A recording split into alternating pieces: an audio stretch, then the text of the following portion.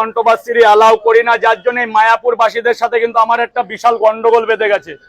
আমি মিল হয়ে গেলাম, কিন্তু আমার কাছে প্লিজ কেউ কন্ট্রোভার্সি করো না, অন্য দোকানের নামে নিন্দামন্দ করো না।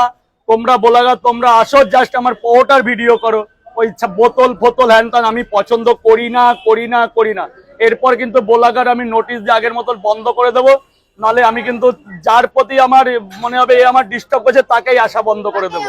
মাল বেচতে দাও, তুমি আমার কাজের টাইমে ডিস্টার্ব করো না, কোনো ঝামেলা হবে না। আমি পছন্দ করি না। এইবার দেখো মাঝে মধ্যে অনেক কিছু করতে হয়, কারণ আমি এত কাস্টমার নিয়ে থাকি। দাদা দাদা দাদা গেটটা জাম করো না, এই গেটটা জাম বাদে কি ফটো তুলবে চলো।